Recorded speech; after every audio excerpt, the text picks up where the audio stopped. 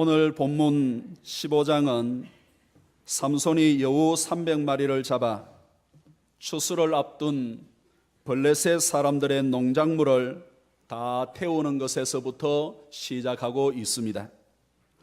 그 결과 삼손과 블레셋 간에 아주 큰 전쟁이 일어났습니다. 그때 삼손은 나귀 턱뼈 하나로 블레셋 사람 1,000명을 죽이고 이스라엘을 블레셋 압제에서 구원하였습니다.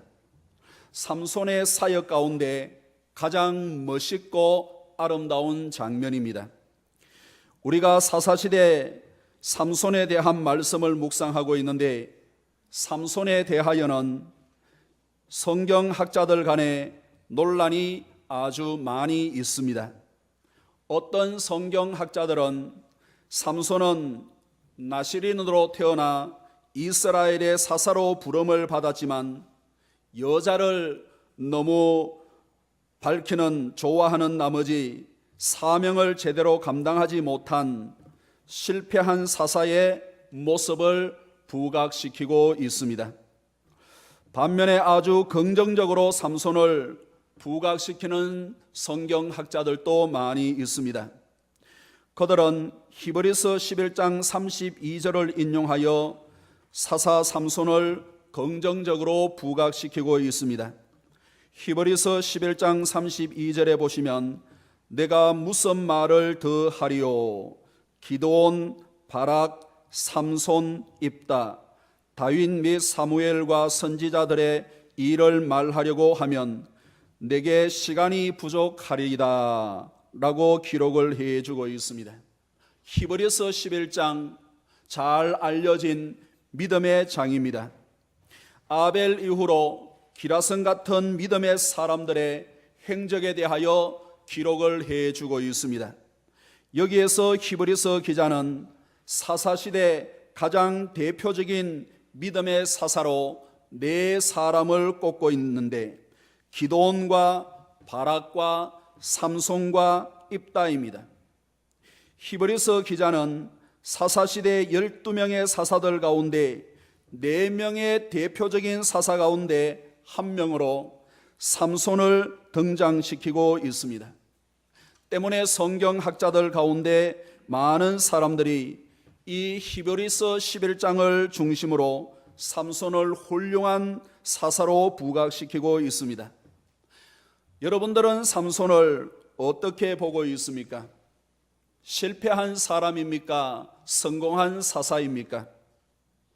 여자를 너무 좋아한 나머지 나시린의 사명을 제대로 감당하지 못한 방탕한 사사로 보십니까? 아니면 사사시대의 대표적인 사사로 훌륭한 믿음의 사사로 생각을 하고 있습니까?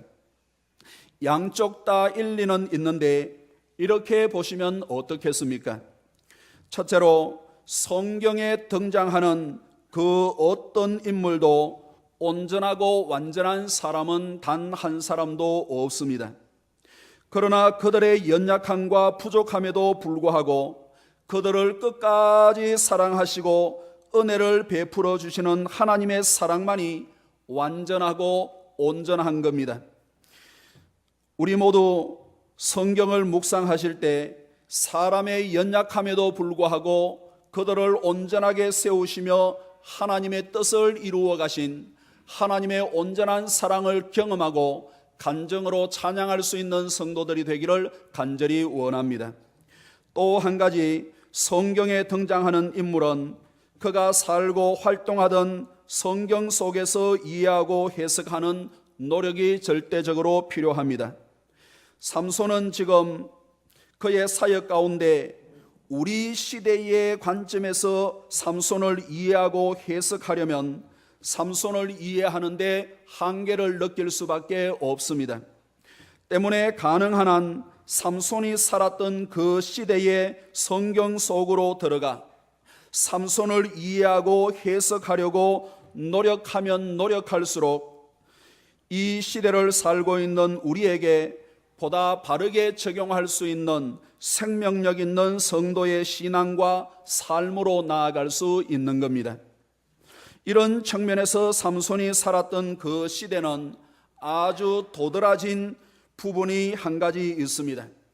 사사시대 350년 전체가 아주 독특한 시대였지만 삼손 시대만큼은 다른 사사 시대와는 분명히 구별된 아주 특별한 한 가지가 있습니다. 한마디로 삼손 앞에 나오는 사사들은 이방 나라와 싸울 때 사사가 일어나면 이스라엘 백성들이 함께 모여 싸웠습니다.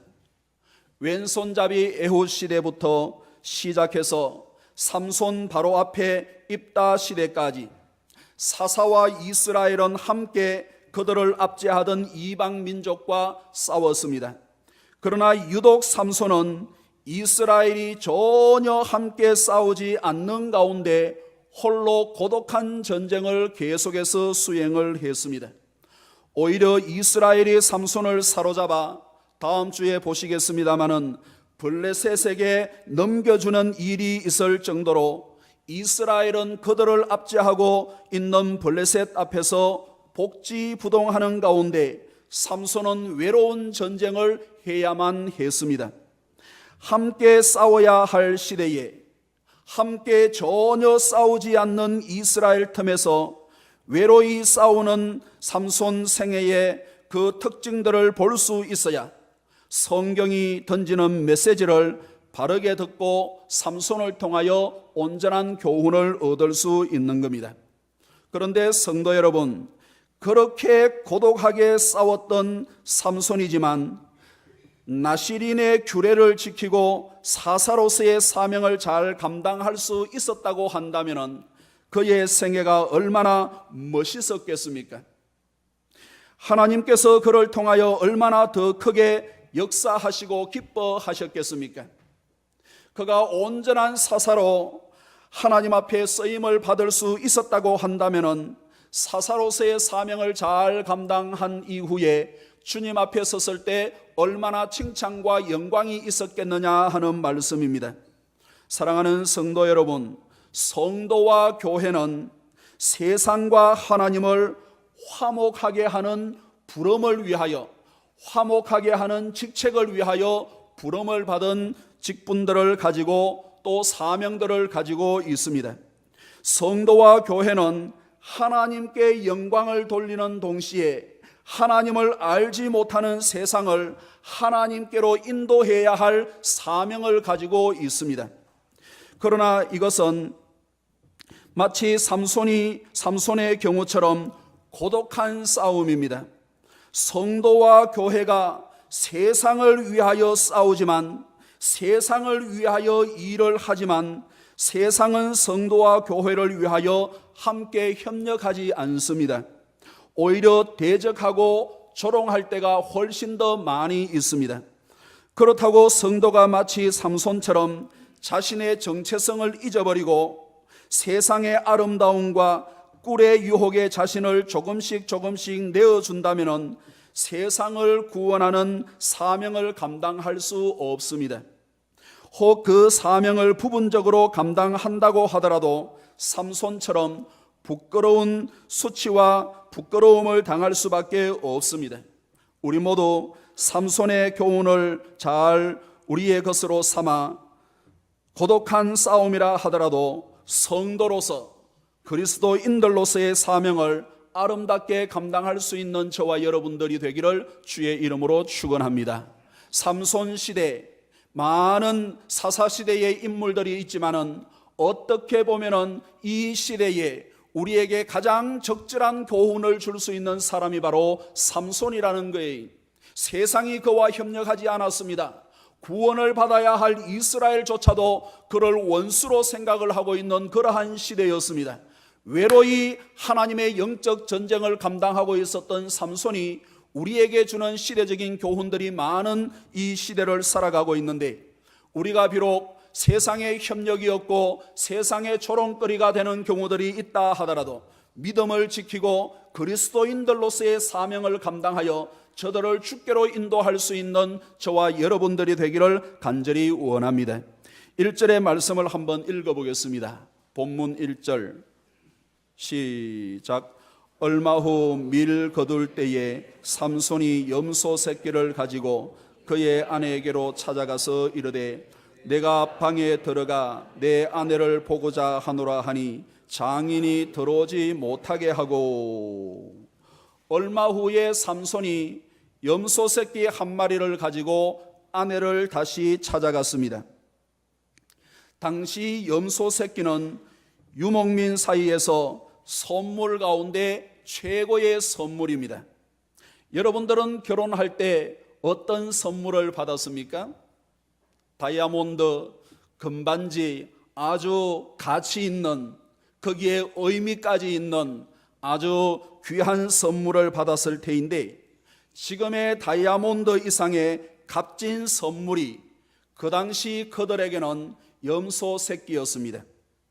삼손은 아주 값진 선물을 준비하여 아내를 만나기 위하여 갔지만 장인이 들어오지 못하게 하는 겁니다. 장인은 왜 아내를 찾아온 삼손을 들어오지 못하게 했을까요? 그 위에 있는 14장 19절 20절을 한번 읽어보겠습니다. 장인이 왜 삼손을 반기지 않는가? 19절 20절 시작. 여호와의 영이 삼손에게 갑자기 임하심에 삼손이 아스글론에 내려가서 그곳 사람 30명을 쳐 죽이고 노략하여 수수께끼 푼 자들에게 옷을 주고 심히 노하여 그의 아버지의 집으로 올라갔고, 삼손의 아내는 삼손의 친구였던 그의 친구에게 준 바 되었더라.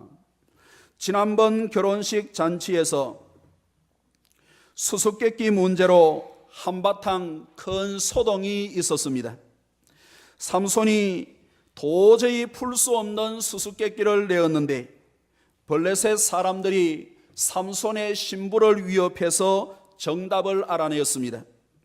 도저히 못 맞출 것이라 생각했던 삼손은 그들이 고가의 옷을 가지고 오지 아니하면 그것을 빌미로 해서 그들을 치고자 했는데 김 빠진 콜라가 되고 말았습니다. 그때 삼손은 딥나에서 100리나 떨어진 아스글론에 가서 블레셋 사람 30명을 쳐 죽이고 그들의 옷을 취하여 수수께끼를 맞춘 덜러리 30명들에게 나누어 주었습니다. 그러고 너무나 화가 나서 집으로 돌아가고 말았습니다.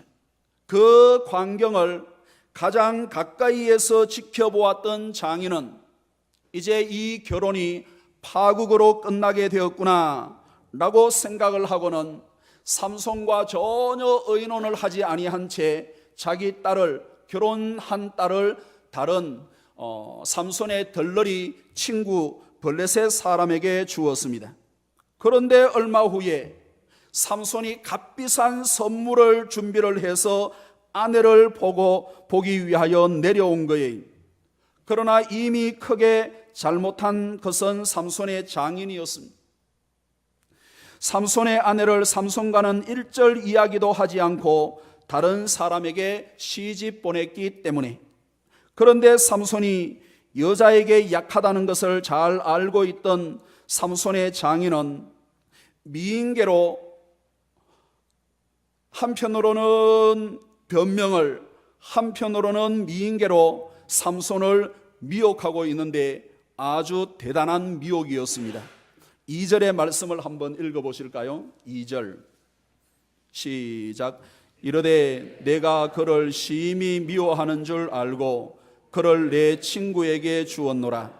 그의 동생이 그보다 더 아름답지 아니하냐. 청하노니 너는 그를 대신하여 동생을 아내로 맞이하라 하니. 원문 성경에 보니까 동생에 대하여 소개를 하고 있는데 더 어리고 훨씬 더 아름다운 여인이라 그렇게 소개를 해주고 있습니다. 지금의 내 아내보다 더 어리고 훨씬 더 아름다운 여동생을 아내로 주겠다라는 장인의 제안이었습니다. 만일 여러분이 삼손이라고 하신다면 어떻게 하시겠습니까? 너무나 황당하고 화나는 일이라 장인에게 화풀이를 하시겠습니까? 아니면 장인의 말대로 아내의 동생을 취하시겠습니까? 그 당시로는 얼마든지 인정되고 용납되는 일들이었습니다. 아니라면 삼손이 수수께끼 정답을 가르쳐줄 정도로 그토록 사랑했던 아내였으니 곧바로 아내를 찾아 나설 수도 있지 않았겠습니까? 사랑하는 성도 여러분, 장인이 아내를 다른 사람에게 주고 동생을 대신 주겠다고 한 것은 삼손에게 굉장한 유혹이었습니다. 장인도 삼손이 여자에게 특별히 약하다는 것을 잘 알고 있었습니다. 그래서 이 제안을 하고 있는 거예요. 삼손은 여자에게 특별히 약했는데 이미 지난번 난동으로 잔치는 엎드려진 물이 되었습니다. 삼손만 오케이 하면 모든 것은 말끔히 정리될 수 있는 그러한 일들이었습니다. 삼손은 더 어리고 예쁜 여인을 아내로 맞이할 수도 있었습니다. 그러나 삼손은 이번만큼은 그렇게 쉽게 유혹에 넘어가지 않았습니다. 지난번 사자 시체에서의 달콤한 꿀의 유혹보다 훨씬 더 강렬한 유혹이었지만 삼손은 이번만큼은 눈에 보이는 대로 그냥 생각이 드는 대로 행동하지 않았습니다. 아마 2절과 3절 사이에는 깊은 삼손의 고민의 생각이 있었을 겁니다. 하나님의 뜻이 무엇인지를 물어보는 깊은 묵상의 시간 말입니다. 왜 그렇습니까? 삼손의 사역 가운데 이번만큼 영적으로 바르고 분별력 있게 판단하는 때는 없었기 때문에 그렇습니다. 우리 3절의 말씀을 한번 읽어보겠습니다. 삼손이 어떻게 분별력을 가지고 일을 시작하는지. 3절 시작. 삼손이 그들에게 이르되 이번은 내가 블레셋 사람들을 해할지라도 그들에게 대하여 내게 허물이 없을 것이니라 하고, 깊이 생각하고 하나님께 지혜를 구하게 되었을 때 삼손은 자신을 향한 하나님의 놀라운 뜻을 발견하게 되었습니다. 가장 합법적으로 블레셋에게 결정타를 날리고 이스라엘을 구원할 수 있는 기회인 것을 깨닫게 된 거예요. 결혼까지 한 합법적인 아내를 블레셋 사람들이 가로챘기 때문에 그 누구도 이 일을 제기할 수 없는 그런 상황이었습니다. 그렇습니다. 성도가 믿음으로 기도하며 주님의 뜻을 구하면 하나님께서는 가장 지혜롭게 하시고 반드시 인도해 주시는 줄로 믿습니다. 사랑하는 성도 여러분, 환경이 문제가 아니에요. 여건이 문제가 아니에요. 다른 그 세상의 풍토나 세상의 어떤 정신 그러한 세계가 문제가 아니에요. 하나님 앞에 어떤 내용이든지 어떤 상황에서든지 믿음으로 기도하면 하나님께서 그 길을 열어주시고 가장 지혜롭게 그 일들을 감당할 수 있도록 은혜를 베풀어 주시는 겁니다. 이 자리에 계시는 우리 모든 성도들, 하나님을 더욱더 의지하고 신뢰할 수 있는 저와 여러분들이 되기를 주의 이름으로 축원합니다.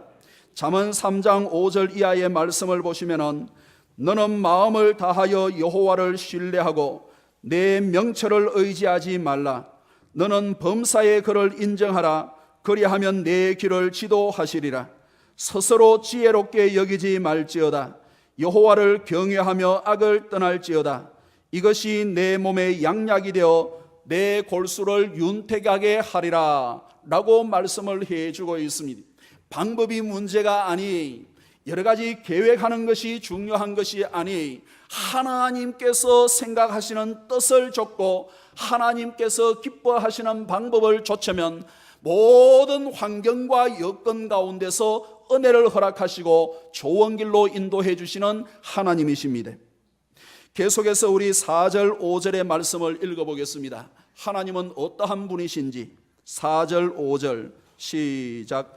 삼손이 가서 여우 300마리를 붙들어서 그 꼬리와 꼬리를 메고 회를 가지고 그 두 꼬리 사이에 한 회를 달고 회 위에 불을 붙이고 그것을 블레셋 사람들의 곡식밭으로 몰아들여서 곡식 땅과 아직 배지 아니한 곡식과 포도원과 감람나무를 사른지라라고 말씀을 하고 있습니다.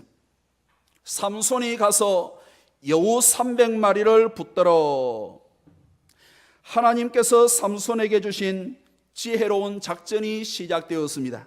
그것은 여우 300마리를 붙들어 온 블레셋 경내에 불을 지르고 그들이 큰 혼란에 빠지게 하는 일들이었습니다. 삼손은 블레셋 사람들에게 가장 큰 타격을 주면서 싸움을 시작하려고 하였지만 그를 도와주는 사람은 세상에 단 한 사람도 없었습니다.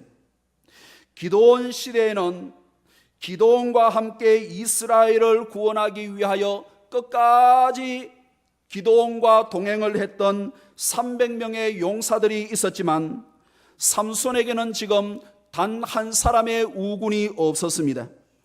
때문에 여우 300마리 그것을 잡았습니다. 그런데 여우, 사람이 아무리 힘이 있어도 여우를 쉽게 잡을 수 있는 것이 아니 그 배후에는 하나님께서 하신 겁니다. 마찬가지로 엄마가 어린 아이가 끙끙거리면서 무엇을 하려고 할 때 옆에서 모르게 살짝 도와주고는 그것이 일이 잘 되면은 아이고 잘했네 아이고 잘했네 하는 것과 마찬가지로 하나님께서는 모든 일을 다 하시고 난 뒤에 4절에 기록하기를 삼손이 가서 여우 300마리를 잡았다, 삼손이 한 것으로 기록을 해주고 있는 거예요.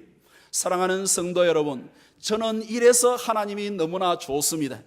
우리를 위하여 모든 것을 다 해주고는 우리가 했다고 하시는 하나님의 은혜, 그 하나님의 은혜가 더욱더 깊어지고 넓어지는 저와 여러분들이 되기를 주의 이름으로 축원합니다. 여우라 하는 말은 복수로 사용이 되고 있는데 여우와 비슷하게 생긴 자칼입니다. 동일한 단어를 사용하고 있는 시편 63편 10절에는 성냥이로, 우리나라 말 성냥이로 번역이 되어 있는데 영어로 자칼입니다. 여우는 떼를 지어 다니지 않기 때문에 이렇게 짧은 시간에 300마리를 잡는다는 것은 불가능한 일입니다. 그러나 자칼은 무리를 지어 다니고 있기 때문에 천하장사 삼손에게는 어떻게 보면 가능한 일인 것 같지만은 사실은 불가능한 일입니다.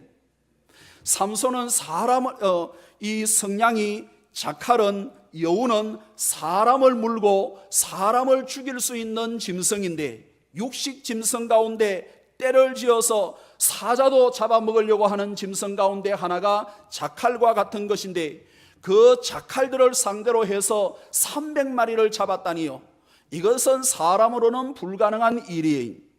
그러나 그 배후에서 삼손이 장인의 유혹을 뿌리치고 바른 판단을 하고 이스라엘을 구원하려고 했을 때 하나님께서 도와주시는 겁니다. 어떻게 사람 하나가 300마리의 자칼을 잡아 그것을 이렇게 저렇게 좌지우지할 수 있겠습니까? 하나님께서 그렇게 해 주시는 거예요. 그러고는 삼손이 했다고 말씀을 해 주시는 거예요. 과거 노아가 120년 동안 방주를 부지런히 지어 완성을 했을 때 하나님께서는 세상의 모든 짐승들을 방주로 다 몰아들여라 라고 말씀을 했습니다. 그때 노아가 그 일을 하는데 하나님께서 노아를 도와 모든 짐승을 다 방주로 들여 놓았습니다. 부정한 짐승은 암수 2상씩, 정결한 짐승은, 이게 보통 채식이나 정결한 짐승들은 이 번식력이 오히려 약하고 많이 빨리 죽기 때문에 7쌍씩. 그래서 하나님께서 직접 몰아서 방주로 넣어주신 거예요. 노아가 만일 그 짐승들을 잡아 방주로 넣으려고 했으면 10년 아니 100년 걸려도 다 잡지를 못했을 거예요. 무서운 독사를 어떻게 잡아서 방주에 넣겠습니까? 우리 여성도들은 지렁이 하나도 이렇게 무서워서 피하는 판인데 어떻게 각종 짐승들을 2상 이상씩 그렇게 잡아서 방주로 몰아넣을 수가 있겠습니까? 하나님께서 하시고는 노아가 다 준행을 하였더라 라고 말씀해 주시는 그 하나님, 그 좋으신 하나님께서 저와 여러분들의 하나님이신 줄로 믿습니다. 그 하나님을 의지하고 믿음으로 승리하는 신앙과 삶이 되기를 원하는 거예요. 사랑하는 성도 여러분, 사람에게는 불가능하지만 하나님께는 불가능한 것이 없습니다.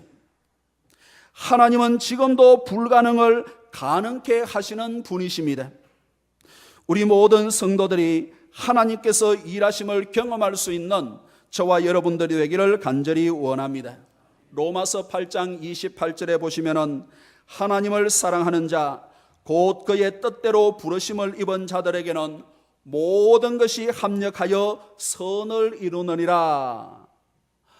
하나님을 사랑하면 하나님께서 그것을 다 하시고는 우리가 했다고 그렇게 말씀을 해 주시는 거예요. 그러한 은혜를 경험하고 찬양과 가사처럼 간증할 수 있는, 찬양할 수 있는 저와 여러분들이 되기를 원하는 겁니다. 삼손은 여우 300마리를 잡아서 2마리씩 꼬리를 묶었습니다. 그 사이에 횃불을 달고 불을 붙였습니다.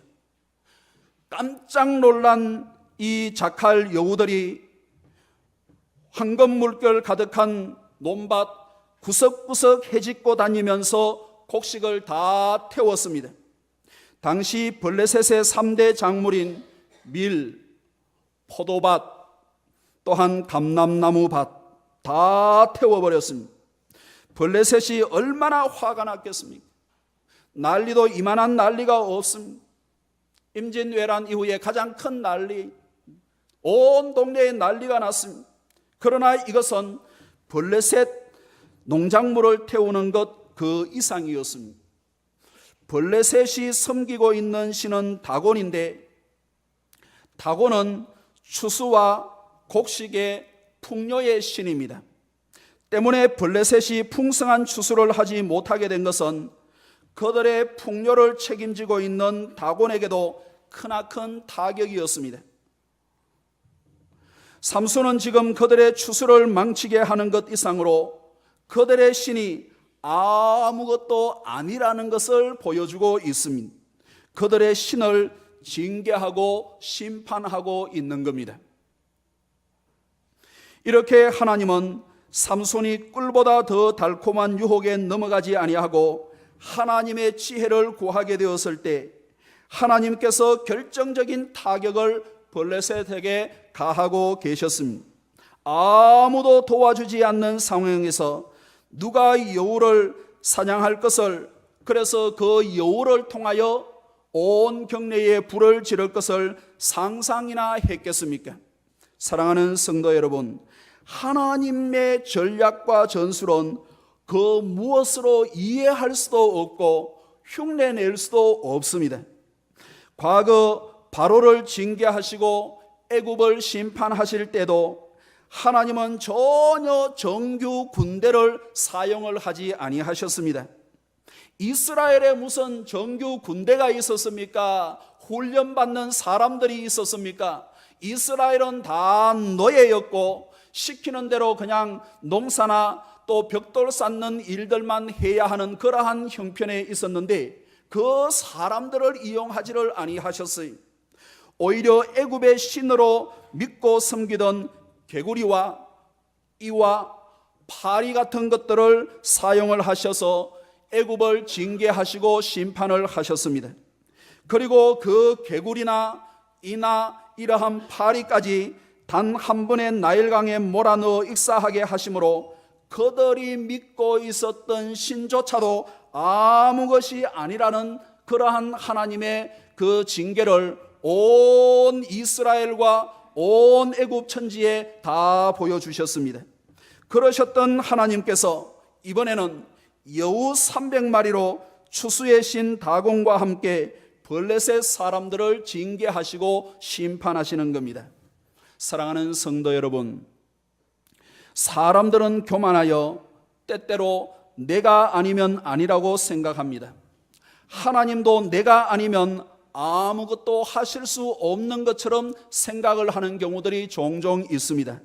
그러나 하나님은 단 한 사람의 도움 없이도 얼마든지 우주를 다스리고 통치하시는 분이십니다. 단 한 사람의 도움 없이도 얼마든지 적을 굴복시키고 징계하시고 뜻을 이루시는 분이십니다. 얼마든지 하나님은 세상의 미물을 통하여서도 역사하시는 분이십니다. 하나님은 얼마든지 돌들로도 아브라함의 후손을 만드실 수 있는 분이십니다. 때문에 하나님 앞에 교만할 이유는 한 가지도 없고, 교만하는 사람이 어리석은 사람입니다. 때문에 우리는 나 아니면 안 된다는 생각이 아니라, 그런 하나님이시기 때문에, 그런 하나님이시라면 나같이 연약하고 부족한 종이라도 얼마든지 사용하시고 영광을 받으실 수 있다는 겸손한 믿음으로 주를 더 의지할 수 있는 지혜가 있기를 주의 이름으로 축원합니다. 세상의 미물을 통하여서도 세상을 심판하실 수 있는 그런 하나님이신데, 그 하나님을 의지할 수 있다고 한다면 우리를 어찌 사용하지 아니하시고 우리에게 어찌 은혜를 베풀어 주시지 아니하시겠습니까? 그분 하나님을 신뢰하고 그분 하나님을 더 겸손히 섬길 수 있는 저와 여러분들이 되기를 원하는 거예요. 그리고 우리는 무슨 일을 하든지 하나님의 일하심과 하나님의 능력에 초점을 맞출 수 있기를 원합니다. 우리는 우리에게 모든 자격이 다 갖추어지고 인원이 적재적소에 다 배정이 되고 예산이 충분히 준비가 되어야 하나님의 일하심을, 또 하나님께서 우리에게 맡겨주신 일들을 할 수 있다고 생각을 하는 경향들이 많이 있습니다. 그러나 그것은 너무나도 인간 중심의 생각입니다. 합리적이고 상식적이고 이성적이기는 하지만은 전혀 비신앙적인 일들이라 하는 말씀이, 사람들은 그렇게 생각을 하고 세상은 그렇게 생각을 합니다. 하지만 하나님께서 원하시는 방법은 그것이 아니에요. 재정이 충분하고 사람들이 충분해야 하나님께서 일하시는 경우는 없습니다. 성경 어디를 봐도 사람이 다 준비를 하고 완전하게 무장을 했을 때 하나님께서 역사하신 곳은 한 군데도 찾아볼 수가 없습니다. 오히려 사람이 연약하고 사람이 부족한 가운데서도 역사하시는 하나님, 그분 하나님의 능력이 저와 여러분들을 통하여 일어날 수 있기를 원하는 거예요.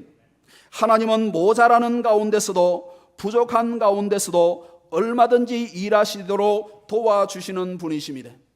믿음으로 주님을 의지하고 나가면 지혜의 문을 활짝 열어주셔서 얼마든지 하나님께서 보여주시는 일꾼과 손길들을 경험하고 함께 할 수 있게 은혜를 베풀어 주시는 분이십니다. 보리떡 5개와 물고기 2마리, 주님께서 축사하시고 오병이어 장정만 5,000명이니 2만 명 넘는 많은 사람들에게 다 배부르게 나누어 주고 12광줄이나 남았습니다.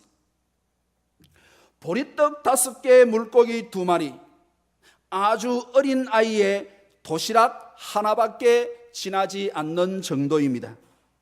주님께서 그 도시락을 받으시고 5,000명이나 되는 많은 사람들에게 나누어 줄 것처럼 말을 하면서 때를 지어서 앉아라, 50명씩, 100명씩, 200명씩 그렇게 앉아라 라고 하는 것은 비상식적인 일들입니다.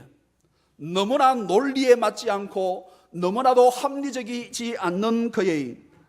그리고는 축사를 하시고 그 적은 것을 떼주시면서 제자들에게, 모든 사람들에게 나누어 주라는 것은 미친 사람이 아니고는 할 수 없는 일들입니다. 그러나 주님께서는 그 작은 것을 가지고 축사하실 때 하늘의 놀라운 은혜를 허락해 주시어서 모든 사람들이 다 배부르게 먹고 12광줄이 남는 기적을 베풀어 주셨습니다. 사랑하는 성도 여러분, 주님께서 축사하시는 곳에는 불가능이 없다는 것을 우리에게 보여주시는 사건입니다. 주님께서 하시고자 하시면 다 된다는 것을 우리에게 말씀해 주시는 내용들입니다. 주님의 마음이 움직이는 곳이, 주님의 마음에 움직이고 주님의 초점이 맞는 곳에는 모든 것이 이루어진다는 말씀이 때문에 성도 여러분, 여러분들의 어떤 신앙과 삶의 현장이든지 합리적이고 상식적인 것을 추구하는 것 이상으로 주님께서 축사하실 수 있는 그러한 장소, 주님께서 축복하실 수 있는 그러한 일들로 만들어갈 수 있는 은혜가 있기를 주의 이름으로 축원합니다. 재정을 만들고 환경과 여건이 합리적이고 어떤 몫이 좋은 것으로 생각을 하는 것 이상으로 과연 이렇게 하는 일들에 하나님께서 축사를 하시고 과연 내가 이렇게 하는 일들에 하나님께서 복을 주실 것인가, 이것에 초점을 맞출 수 있다고 한다면 하나님께서는 없는 가운데도 있게 하시고 모자라는 가운데서도 넉넉하게 경험을 하게 하시는 분이십니다. 세상은 반대로 가고 있습니다. 세상은 몫이 좋아야 됩니다. 어느 일을 하려고 하면 사람들이 어느 정도 다닌지를 다 보아야 합니다. 이런 장사, 이런 장사, 이런 점포, 저런 점포 서로 경쟁이 되는가 안 되는가를 합리적이고 과학적이고 이성적으로 다 체크를 해야 합니다. 하지만 성도는 그렇지 않습니다.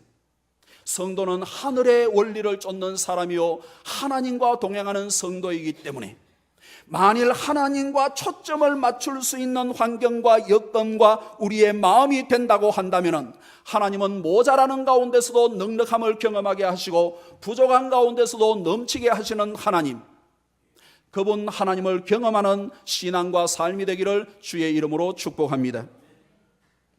하나님은 꿀보다 더 강한 유혹을 물리치고 사사로스의 사명을 감당하고자 하는 삼손에게 하나님께서 직접 보내신 여우 300마리의 군대로 블레셋을 보기 좋게 무찌르고 물리치게 하신 겁니다. 사랑하는 성도 여러분, 우리 모두 세상의 유혹과 미혹으로부터 우리 자신을 지킴으로 하나님께서 보내주는 군대를 경험하고 신앙과 삶에 승리하는 저와 여러분들이 되기를 간절히 원합니다. 기도하겠습니다. 하나님 아버지 감사합니다. 세상의 방법과 하나님의 방법이 너무나도 다른 것임을 우리가 알고 믿고 있지만은 너무나 세상에 속해 있고 세상에 훈련되어서 이성적이고 합리적이고 과학적인 것을 쫓을 때가 많이 있습니다.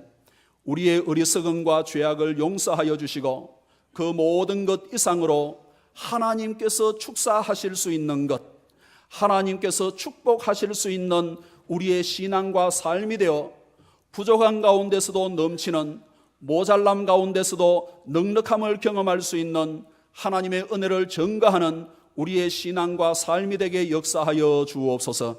감사하옵고 예수님의 이름으로 기도하옵나이다.